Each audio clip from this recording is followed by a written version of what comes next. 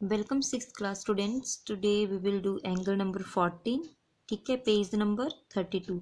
तो angle number 14 में बोला गया है कि रेखा ए बी को 5 समान भागों में बांटो। तो ये देखो आपकी ए बी लाइन दी गई है, यहाँ पे मेजरमेंट कोई नहीं है। ठीक है, आप किसी भी मेजरमेंट की ए बी लाइन ले सकते हो। तो इस ए बी लाइन को आपने 5 इक्वल पार्ट्स में डिवाइड करना है। ठीक है, तो ये आपका एंगल है। So let start. This is angle number 14। ठीक है, तो आपने सबसे पहले क्या करना है, ड्रॉ ए बी लाइन। आपने ऊपर की तरफ को लाइन लेनी है क्योंकि ये वाला एंगल जो है वो नीचे की तरफ को बनेगा। ठीक है, तो आपने ऊपर की तरफ को एक ए और बी लाइन ले लेना, कितने भी सेंटीमीटर की ले लेना। ठीक है, ड्रॉ ए बी लाइन। ये देखो हमने ए और बी लाइन ले ली है, मैं नाम दे दिया है इसको कैपिटल ए एंड बी। अब आपने क्या करना है कि ए बी लाइन के ऊपर, मतलब जो ए पॉइंट है इसके ऊपर आपने एक न्यून कोण बनाना है। आपको पता है न्यून कोण जब भी हम बनाते हैं तो मोस्टली जितनी बार भी जो न्यून कोण बनते हैं, न्यून कोण आपको पता है कितने डिग्री का होता है, 0 से लेके 90 डिग्री तक के एंगल को न्यून कोण बोलते हैं। तो जितनी बार भी न्यून कोण बनाते हैं तो हम मोस्टली 60 डिग्री का एंगल बनाते हैं। आप कितनी भी कंपास ओपन करके अगर आप चाप लगाओगे, ठीक है, तो वो 60 डिग्री का ही एंगल बनता है। चाहे आप इतनी सी कंपास ओपन करो, चाहे बड़ी करो, चाहे इससे बड़ी करो। ठीक है, तो अपनी मर्जी से आपने कंपास ओपन करनी है। ओके, और ए पॉइंट के ऊपर रखनी है। ओके, ये देखो ऐसे ए पॉइंट के ऊपर रखनी है और नीचे से ऐसे एक आर्क लगानी है डॉटेड। अब देखो उतनी ही कंपास ओपन करके आपने इस पॉइंट के ऊपर रखनी है और इसे नीचे की तरफ को एक कट लगा देना है। तो ये ऑटोमेटिकली आपका 60 डिग्री का एंगल बन जाएगा। तो हमने ए पॉइंट के ऊपर नीचे की तरफ को कितने डिग्री का एंगल बनाया है, 60 डिग्री का एंगल बनाया है। ओके, ऐसे हमने डॉटेड इसको लाइन लगा देनी है। ओके, तो ये बन गया ए पॉइंट के ऊपर न्यून कोण नीचे की तरफ को। ठीक है, अब आपने क्या करना है कि अपनी मर्जी से कंपास ओपन कर लो। ओके, और हमने नीचे की तरफ को पॉइंट्स लगाने हैं। ये देखो मैंने कंपास ओपन कर ली है। तो ये आ गया हमारा first point, second, third, fourth and fifth. अपनी मर्जी, मैंने यहाँ जो चाप लगाई थी उससे थोड़ी सी ज़्यादा कंपास ओपन की है ताकि यहाँ पे मतलब क्यों कन्फ्यूज़न ना हो कि आपका पॉइंट कहाँ, जैसे इसके ऊपर ना पॉइंट आए। ठीक है, तो मैं नाम दे देती हूँ इसको। अब ये आ गया हमारा 1 पॉइंट, 2, 3, 4 एंड 5। जैसे कि बोला गया है कि ए बी लाइन को आपने 5 पार्ट्स में जो है वो डिवाइड करना है। अब आपने क्या करना है, 5 पॉइंट को बी के साथ मिला लेना है। इसको भी आपने डॉटेड ही मिलाना है। ये है आपका बी पॉइंट। तो 5 पॉइंट को हम जो है वो बी पॉइंट के साथ मिला रहे हैं डॉटेड, लाइक दिस। ओके, अब देखो इसके बाद हमने क्या करना है कि इस एंगल को कंप्लीट करने के लिए हमें सेट स्क्वायर चाहिए। आपके ज्योमेट्री बॉक्स में ऐसे दो इंस्ट्रूमेंट ये होगी, दो ऐसे सेट स्क्वायर्स होंगे। ठीक है, तो इनका अब हमने यूज़ करना है। इनका यूज़ वैसे हम मोस्टली करते हैं पैरेलल लाइन लगाने के लिए। ठीक है, जैसे एक कोई लाइन दी होती है तो उसके पैरेलल जब दूसरी लाइन लगती है तो उस टाइम हम इनको यूज़ करते हैं। ठीक है, तो ये देखो ये जो आपका लंबे वाला ये जो सेट स्क्वायर है, ठीक है, उसको लेंगे हम। और ये जो 5 पॉइंट है और बी वाली लाइन जो आपस में ज्वाइंट कर रहे हैं, सेम इसके ऊपर हमने ऐसे रखना है, मतलब बिल्कुल लाइन के साथ स्ट्रेट रखना है हमने इसको। ठीक है, ये आ गया आपका लंबे वाला सेट स्क्वायर। और जो दूसरे वाला सेट स्क्वायर है वो हम इसके नीचे रखेंगे ऐसे। ठीक है, ऐसे हमने रखना है ताकि हम जब ये देखो ये बी वाली और 5 वाली जो लाइन है, जब हम इसको सेट स्क्वायर को इस साइड को ऐसे ऊपर को लेके जाएंगे 4 पॉइंट तक, तो ऑटोमेटिकली जो दूसरी लाइन लगेगी वो सेम इसके पैरेलल ही होगी। ठीक है, इस लाइन के पैरेलल ये नेक्स्ट वाली लाइन लगेगी। तो ऐसे ही हम इसको सभी पॉइंट्स तक लेके जाएंगे। Okay, so let start. कैसे इसको करना है, सबसे पहले जैसे कि मैंने आपको बताया, इसको सेम इस लाइन के पैरेलल रखो। ठीक है, ऐसे इसको दबा के रखना है और दूसरे वाला सेट स्क्वायर ऐसे इसके साथ लगाना है। आप चाहो तो किसकी हेल्प भी ले सकते हो। ओके, ये देखो ये बिल्कुल आपके इसके साथ होना चाहिए। अब हम इसको कहीं पर भी लेके जाएंगे तो ये 5 और बी वाली जो लाइन है इसके पैरेलल ही लाइन जाएगी। ओके, तो ये देखो अब हम इसको 4 पॉइंट तक लेके जा रहे हैं। ये देखो ये आ गया हमारा पॉइंट 4, ये है। ठीक है, तो यहाँ पे हम निशान लगा देंगे और यहाँ पर भी एक डॉटेड लाइन लगा देंगे। तो ये जो लाइन लगी है ना, ये बिल्कुल बी और 5 लाइन के बिल्कुल पैरेलल लाइन लगी है। ओके, अब हम इसको ऐसे ही दबा के रखेंगे और दूसरा सेट स्क्वायर दोबारा इसके साथ ऐसे अटैच करेंगे। अभी हम इसको 3 पॉइंट तक लेके जाएंगे। ओके, ये देखो ये बिल्कुल 3 पॉइंट तक आ गया है। अब हम 3 पॉइंट से ऊपर की तरफ को ऐसे निशान लगाएंगे और ये हमारी डॉटेड लाइन आ जाएगी। ओके, अब हम सेम इसको ऐसे ही दबा के रखेंगे और दोबारा दूसरे सेट स्क्वायर को इसके साथ जॉइंट करेंगे। अब हम इसको पॉइंट 2 तक लेके जाएंगे। ओके, ये देखो ये आपके 3 एंगल है, एंगल नंबर 14, 15 और 16 जो एक जैसे दिए गए हैं। ठीक है, तो अभी हम जो एंगल कर रहे हैं वो है आपका एंगल नंबर 14, जिसमें बोला गया है कि आपने ए बी लाइन को 4 इक्वल पार्ट्स में डिवाइड करना है। आप चाहो तो वैसे ये किसी और तरीके से भी हो सकता है, लेकिन मैं चाहती थी कि आप जो है सेट स्क्वायर का राइट यूज़ करना सीख जाओ, इसलिए मैं सेट स्क्वायर का यूज़ करवा रही थी। आप चाहो तो इसको कंपास से भी कर सकते थे। ठीक है, लेकिन सेट स्क्वायर का यूज़ करना आपको आना चाहिए। ठीक है, तभी आपके ज्योमेट्री बॉक्स में ये 2 सेट स्क्वायर डाले गए होते हैं ताकि आप इनका अच्छे से यूज़ करें। तो ये देखो आपके ये जो जितनी भी लाइंस आई हैं वो आई हैं 5 और बी के पैरेलल। और अब अगर आप कंपास से इनको पार्ट्स को मेज़र करके देखोगे तो ये बिल्कुल इक्वल होंगे। ठीक है, तो हम इनको नाम दे देते हैं। ये आ गया 1 पॉइंट, 2, 3, 4 एंड 5। ठीक है, तो ये आपका एंगल बन गया है एंगल नंबर 14। ठीक है, ए बी लाइन आपकी 5 इक्वल पार्ट्स में डिवाइड हो गई है। Okay, thank you students. Okay, 6th class students, so our next question is question number 15. As you can see page number 33। ठीक है, क्वेश्चन नंबर 15 इसमें बोला गया है कि ए बी रेखा को 2:3 मतलब कि 2:3 में बांटो। ठीक है, तो ये आपका एंगल है, सेम पिछले वाले एंगल की तरह ही आपका ये एंगल बनेगा। ठीक है, तो आपने क्या करना है, पहले ये देखो 2:3 का मतलब क्या है कि 2 + 3। ठीक है, तो 2 + 3 को अगर आप जो है वो ज्वाइंट करोगे, ठीक है, तो कितना आता है, 5 आता है। ठीक है, तो इस एंगल में आपने क्या करना है, पहले तो आपने 5 पॉइंट्स नीचे की तरफ को लगाने हैं। ठीक है, फिर 5 को बी के साथ ज्वाइंट करना है और उसके बाद मैं आपको बताती हूँ इसको कैसे करना है इस एंगल को। ठीक है, so first of all draw A and B line, जैसे कि पिछले वाले एंगल में हमने किया था। आपने ऊपर जैसे एक लाइन लगानी है ए और बी और उसके ऊपर फिर एक न्यून कोण बनाना है। ठीक है, तो अपनी मर्जी से किसी भी रेशो की एक लाइन ले लो। ये आ गई हमारी ए एंड बी लाइन। अब आपने सेम पिछले क्वेश्चन की तरह अपनी मर्जी से कंपास ओपन करके यहाँ पे एक न्यून कोण बनाना है 60 डिग्री का ए पॉइंट के ऊपर।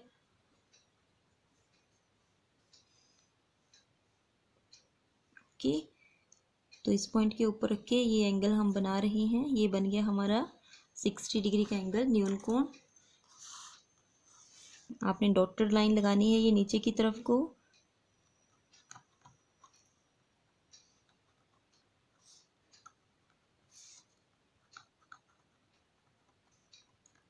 अब आपने सेम जैसे पिछले वाले एंगल में किया था, ठीक है, अपनी मर्जी से कंपास ओपन करके नीचे की तरफ को आपने पॉइंट्स लगाने हैं। ठीक है, 5 पॉइंट, 1, 2, 3, 4 एंड 5। जैसे कि यहाँ पे बोला गया है 2:3 मतलब कि 2 + 3 कितना हो जाएगा, 5।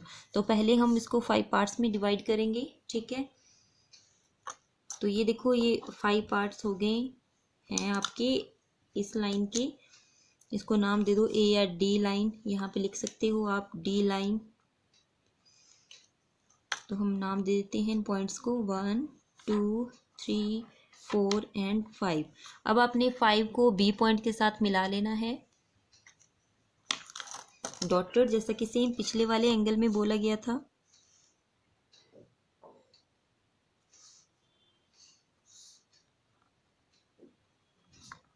ये देखो डॉटेड हमने इसको मिलाना है।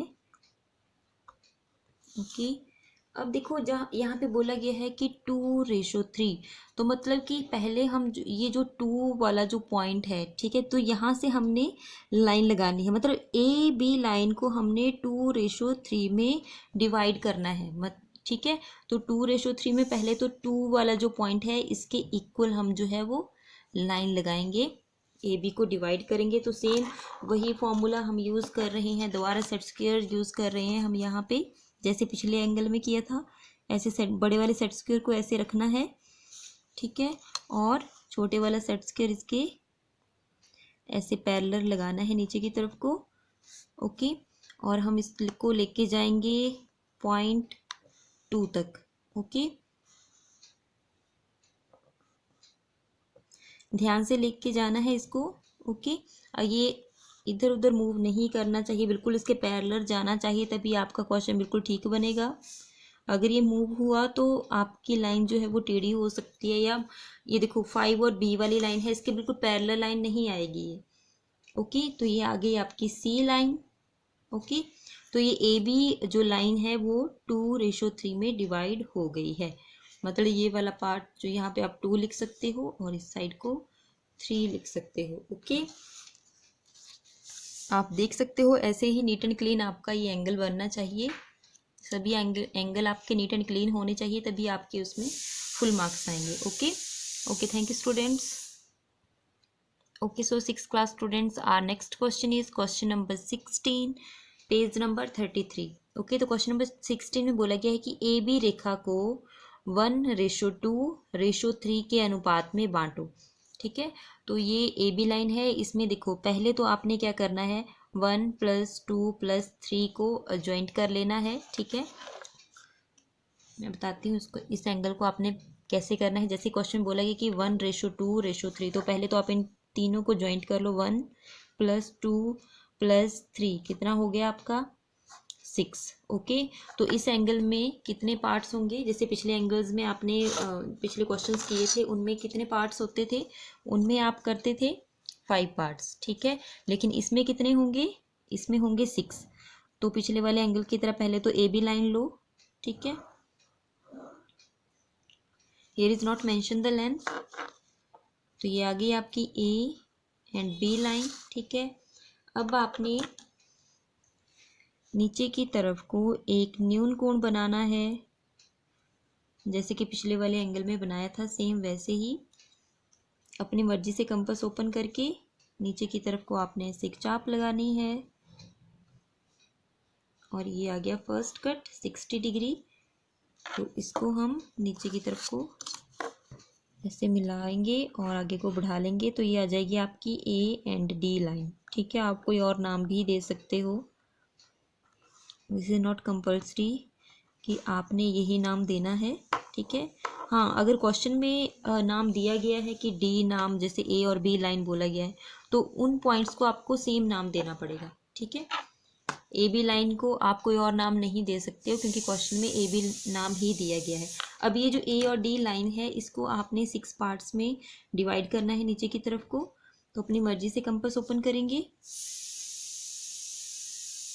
ये आ गया आपका first point, second, third, fourth, 5th and 6th point.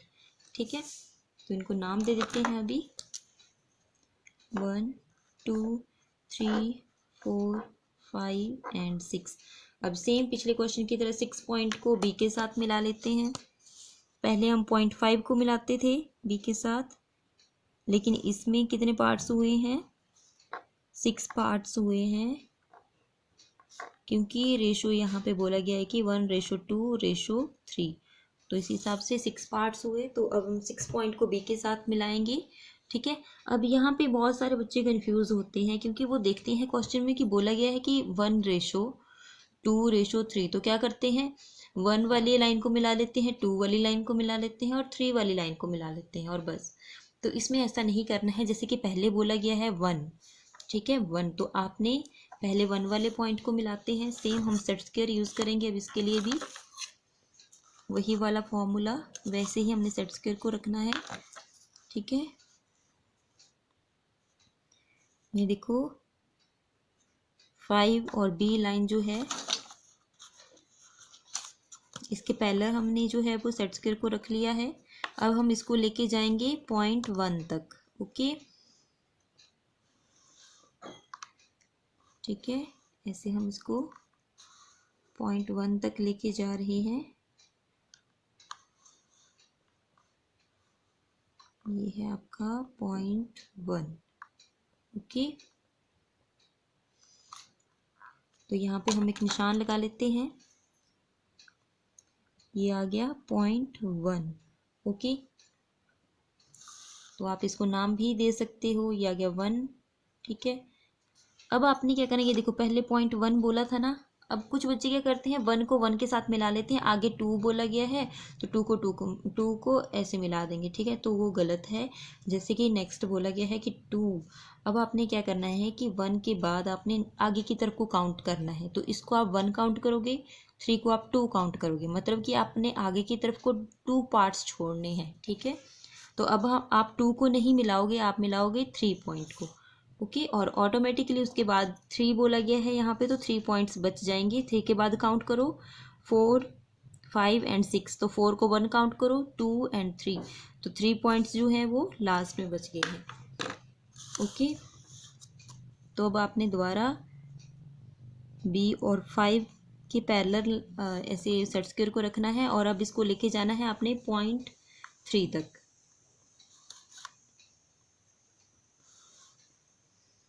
ये आ गया आपका 0.3। अब बस एक लाइन लगा दो,